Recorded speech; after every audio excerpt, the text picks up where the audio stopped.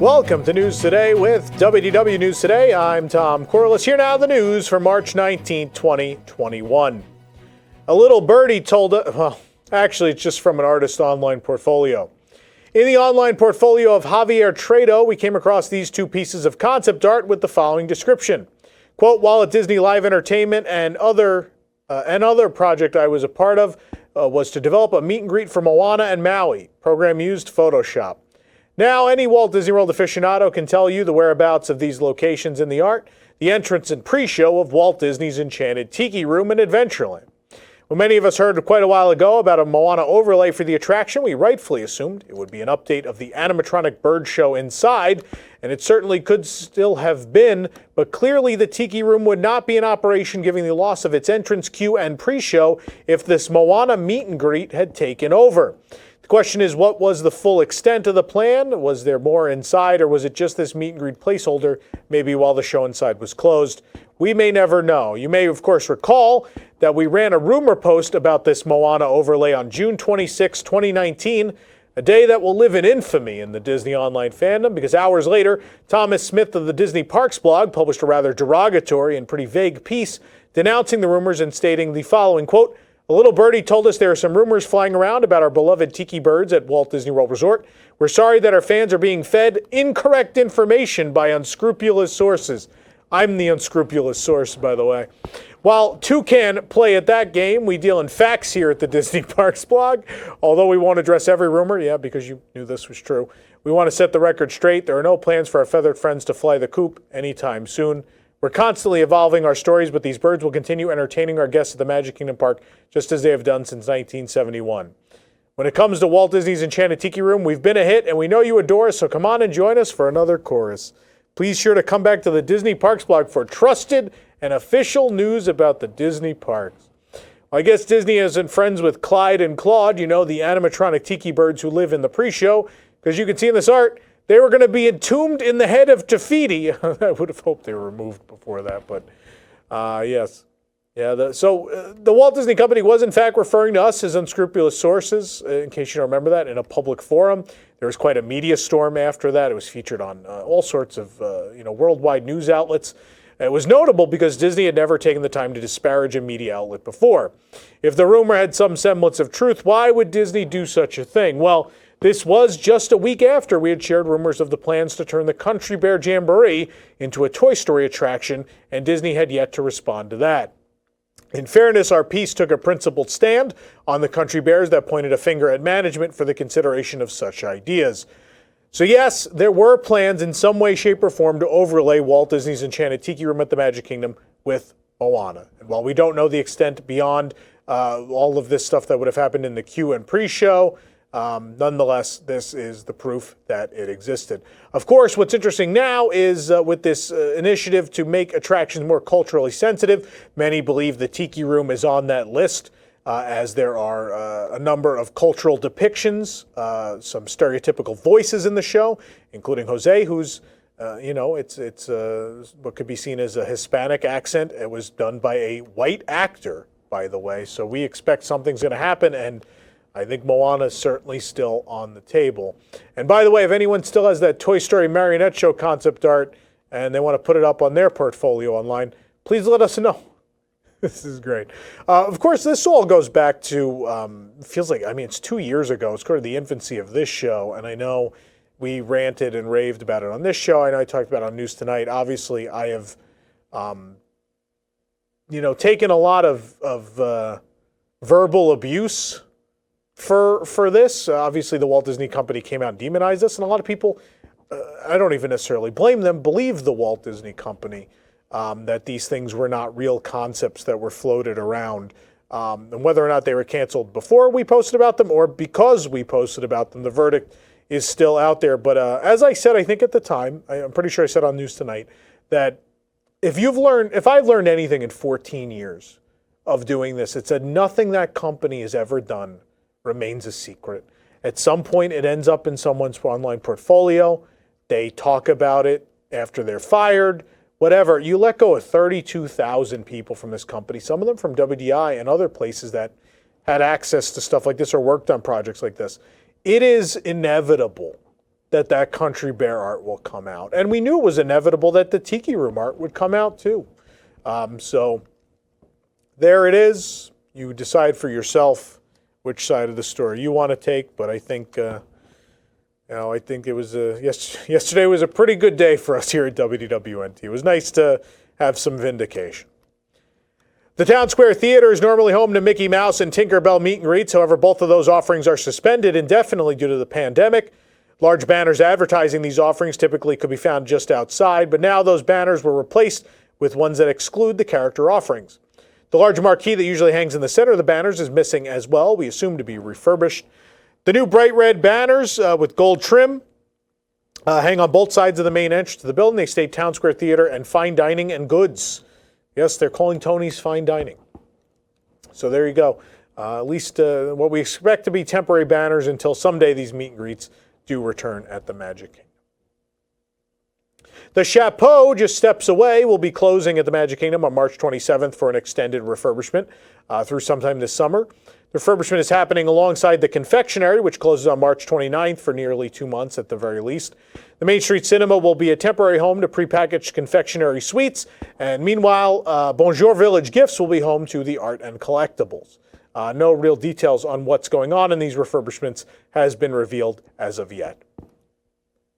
We have kept a close eye on the progression of the framework of the illuminated canopy of Tron Light Cycle Run at the Magic Kingdom. Well, now we are one piece away from that frame being completed. As you can see in these photos we took from Disney's Contemporary Resort, there is one sliver of canopy left to go. And be sure to stay tuned to the site so you can see the moment they finally finish this frame. Of course, lots more to be done, but work has been paused on the rest of the attraction, as you know.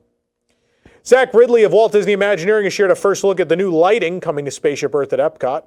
What Ridley refers to as one of the points of light is not yet installed permanently, but was hung as a test.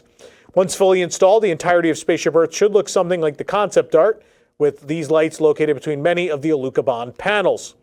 The Disney Parks posted a TikTok as well, where we got a better look at this, and also revealed it's not just this light on the top that can change colors. There are also light beams that'll be emitted from around this circular piece too. I will say this, the concept art looks really cool. Once I saw a photo of this giant contraption on Spaceship Earth and knowing there will be hundreds of these across it, and they will be ruining my daytime pictures of Spaceship Earth, I just think this has got to be a mistake, right? They're too big. They're way too big. The one doesn't even look good. I can't imagine more of them. But the lighting package will debut as part of the world's most magical celebration for the 50th anniversary of Walt Disney World on October 1st, but it will continue beyond that as a permanent fixture. 2 new retro EPCOT posters are now available on Shop Disney. The posters celebrate the living seas and the land. Posters are larger versions of the posters that were available last year, available only through March 31st, so hurry up and order them now. Meanwhile, in April, the release will be Guardians of the Galaxy Cosmic Rewind on April 19th through Shop Disney. Kartika Rodriguez has been named Vice President of EPCOT as the final step in Walt Disney World's latest leadership shakeup. Magic Kingdom Vice President Jason Kirk was recently promoted to Senior VP of Resort Operations, role similar to that of Jim McPhee, who is retiring soon. Melissa Valaquette is moving from EPCOT to Magic Kingdom as VP. Sarah Riles is moving to Animal Kingdom as VP following Dwan Rivers' retirement. Kartika Rodriguez's promotion fills the empty slot of EPCOT Vice President. Rodriguez started with the Walt Disney World Resort as a manager of industrial engineering in 2006. She recently served as the general manager of EPCOT Park Arrival and Outdoor Vending. We said goodbye to Innovations West this week as the final remnants of the building were demolished. But while that was removed, work has continued on Innovations East and the site of the new Mouse Skier. These large construction projects are part of the newly reimagined EPCOT, and this will make up the new World Celebration neighborhood. Excavation is taking place in the site of the former Innovations West. The area feels very empty, but we are excited for there finally to be something new here. Meanwhile, over the Electric Umbrella, more work is continuing inside. That'll be the home of the new Starbucks location, as well a quick service restaurant. You see now the lighting tubes are taking shape. We'll show you this concept art now in full res, which maybe you've never seen before. That's what the inside of this restaurant will look like. And there are those lighting tubes which sort of emulate the old skylights from the Communicore buildings, but they're a little different. But a nice look. I don't know how I feel about the rest of the muted look, but it's pretty interesting. New walls and windows are slowly but surely being added to both this building and Mouse Gear. And yeah, they are now working on the interior of Mouse Gear. It's coming along nicely, and hopefully that'll be debuting soon enough. 2 new culinary adventures have begun in Star Wars Galaxy's Edge at Hollywood Studios. The fan favorite Rano Roasters are debuting a pair of plant-based wraps. For breakfast, there's the Triple Suns breakfast wrap with plant-based egg, smoky chickpea onion slaw, and roasted tomato sauce wrapped in a warm pita. For lunch and dinner, the Zucchi wrap offers grilled zucchini, smoky chickpea onion slaw, creamy garlic tahini sauce, and fresh cilantro wrapped in a warm pita. We do have a full review of the lunch wrap on our website. We have not been able to get a Hollywood Studios Park Pass this week due to spring break, so we have not done the breakfast wrap yet. Meanwhile, over at Docking Bay 7 Food and Cargo, the ever-elusive souvenir spork is back and is for sale in its souvenir bag, again, by mobile order at Docking Bay 7. It was supposed to debut in March, and obviously the park's closed. That never happened. The spork retails for $10.99. Disney Imagineer Zach Ridley took to Instagram to share news regarding the iconic Chinese theater at Hollywood Studios. A new LED lighting package will bring premiere night every night to the studios. This is a culmination of years of work, Disney says, to bring this energy to the iconic golden age of Hollywood architecture. The first look includes 2 images and a video. The first provides a glimpse down Hollywood Boulevard. Chinese theater is a glowing beacon at the end of the street. The new lighting features gold accents and LED bulbs. We showed you these gold accents a couple weeks ago. Ridley is most excited for the return of the rooftop spotlights. These were a staple of this park in its early days. Always had. Pleasure Island did the same thing. These spotlights that were always on every night, and it was just the coolest thing to see from the resorts, from in the park, everywhere. Now, these are not as bright and vibrant. They are like these thin LED ones, so it's not as cool as it used to be, but nonetheless, I am so excited that this is coming back in some form. With St. Patrick's Day over, Disney started rolling out Easter treats. Several bunny and egg-themed items can be found at Gasparilla Island Grill at the Grand Floridian. Among the available treats are the Bunny Box, the Grand Egg, the Marshmallow Bunny Tail Pops, and more. We narrowed in on 2 items, though, the Easter Egg Hunt Cupcake and the Pastel Mickey Whoopie Pie. The Easter Egg Hunt Cupcake is a carrot cake cupcake with marshmallow filling topped with buttercream, jelly beans, and chocolate bunny for $7.99. The Pastel Mickey Whoopie Pie is spring-colored vanilla icing sandwiched between buttery pastel vanilla sponge cake for $4.99. You can read a review of both of these at WDWNT.com. After over a full year of closure, Disneyland and California Adventure will reopen on April 30th, 2021. Disney CEO Bob Chapek announced the reopening date on CNBC from the park. He, of course, had indicated a late April date at the shareholder meeting earlier in the month.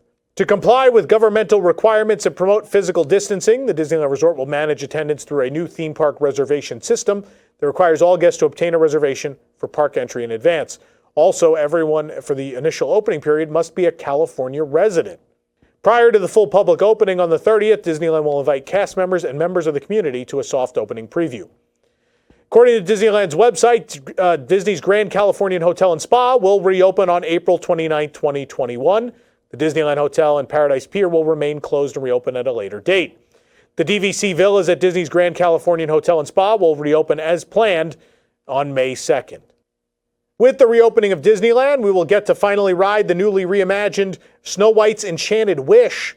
The attraction, previously known as Snow White's Scary Adventures, will feature brand new effects, including state-of-the-art audio and visual technology, including new music, LED blacklighting, laser projections, Smellitzers, a personal favorite of ours, and a new animation system. During the shutdown, Imagineers worked from home on the project due to the pandemic. Thanks to their effort, it will be ready once the happiest place on earth returns. Meanwhile, the Haunted Mansion at Disneyland Park was also undergoing a facelift before the parks closed, but Disney has announced that they will reopen the ride with new magic as well on April 30th. What that means, we don't know, but we'll get to find out soon enough. Guests will be able to see beloved Disney characters at Disneyland and California Adventure when the parks reopen. The characters will make pop-up physically distanced appearances, similar to how it was done at Walt Disney World. Mamma mia! It feels like a lifetime ago, but we were finally back at Disney California Adventure for a touch of Disney, and we will be Friday, Saturday, and Sunday. There'll be lots more coverage on the site, and as well, Katie will be live streaming right on this channel all 3 days from California Adventure. But since we returned, we had to check in on a number of projects that we were checking in on a year ago, and we were happy to see that they did indeed complete this facade in Cars Land that hides a backstage building near Luigi's Rollickin' Roadsters. It seems Luigi and Guido have struck tire gold in Radiator Springs. They're seeing a large expansion for their lucrative Casa della Tire storefront. It's a whole nother storefront back there. Honestly, it doesn't look as bad as we thought it might, but it is a little weird that there are like garage doors that are 30 or 40 feet high. I don't think there are any Cars characters that tall coming to Radiator Springs, but it's weird. The less thematic sides of the building are covered in ads for Radiator Springs establishments. Sadly, this is as far as we can get as the street is mostly roped off due to the Avengers campus construction, but nonetheless, they have completed this crazy big facade, and luckily it doesn't look that bad. It's okay. Marvel Avengers Campus may not be opening with the rest of the park on April 30th, but we did catch some glimpse during the event inside the land. Now you're looking at a plethora of antennas atop web suppliers. As well, the land's angled streetlights are visible near the construction walls. You can see more even from deep in Cars Land, including the Quinjet. There it is, along with the big Avengers logo on the building. Webb Industries is looming over Mater's Junkyard, and cool enough, there's a Stark Motors mural painted on the warehouse that's right behind Cars Land. Fits kind of well. Proper time frame, the art, and car-related. The Web Slingers building has been one of the easiest to see from Buena Vista Street, so we've obviously been watching that for a while, but now we get to see it from a little bit of a different angle. That's pretty exciting. Meanwhile, the construction walls for the event were decorated for the Black Widow movie, which is still expected to be released this May, and in theaters, mind you. So Disney doing some promotion for that. Avengers Campus will open later this year. Speaking of a touch of Disney, let's talk about some things we covered on our first day back in the Lamplight Lounge in Pixar Pier. In addition to food, the table service restaurant is offering new collectible coins. Coins are available in a set of 2 for $8.99 plus tax. Guests may purchase up to 5 sets. Coins are available while supplies last, and the dining card for A Touch of Disney cannot be used to purchase the coins. They come in a soft drawstring pouch, and they feature the Lamplight Lounge logo. That's pretty cool. As well, Legacy Pass holders can also grab a free magnet and button while supplies last at the event. The Legacy Pass holder corner is located in Paradise Gardens. The area is behind a few tall shrubs, but is still clearly identifiable from the main walkway. Signs and directional arrows guide Legacy Pass holders to the entrance, and inside, 4 large posters detail California Adventure's 20-year history. Each poster draws attention to landmark attractions, and dates are included for major events. The final poster features Guardians of the Galaxy Mission Breakout. A colorful Disney California Adventure celebrating 20 years backdrop anchors the photo op, including Mickey, Minnie, Goofy, and Pluto. Legacy Pass holders receive a magnet and button when visiting the area. Also, while at the event, we were able to spot some of our favorite Disney characters interacting with the crowd at California Adventure, from a distance, of course. We spotted Mickey, Minnie, Goofy, Max, Sadness, Mater and Lightning McQueen, and many more out and about. Be sure to check out the video right here on our YouTube channel to see all of the character encounters. And also stay tuned to WDWNT.com and DisneylandNewsToday.com for continuing coverage all weekend of the event. A third COVID-19 wave is shutting down Paris for 1 month. In addition to the Paris region, 15 other regions will begin a shutdown at midnight Friday. According to a BBC News report, France recorded over 35,000 new coronavirus cases in the past 24 hours. That's pretty grim. Over 1,200 Parisians are in intensive care, more than during the November wave peak. Disneyland Paris previously announced an April 2nd reopening that was already delayed on March 12th. New reopening date has not been announced. Obviously, that will be delayed quite a bit further now, as there's at least 4 weeks of this state of emergency.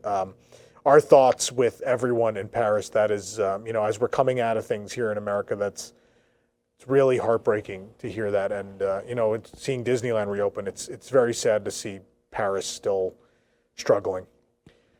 For more information on these stories and more, head on over to WDWNT.com. This program is brought to you by our official travel agent sponsor, The Vacationeer, the engineers of your next magical vacation.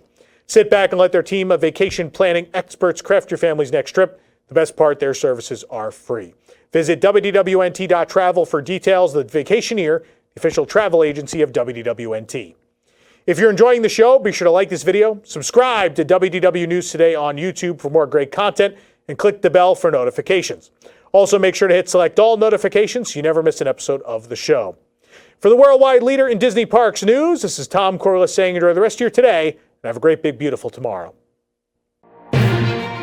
Pressing Issues is the spin-off of the WDW News Today podcast segment as a long-form panel discussion in which some of the brightest minds of WDWNT analyze the biggest stories of the week and their impact on the Walt Disney Company, its parks, guests, and cast members. Join us every Sunday at 8 p.m. Eastern, live on YouTube, Facebook, and Twitter, or afterward on the WDW News Today podcast feed.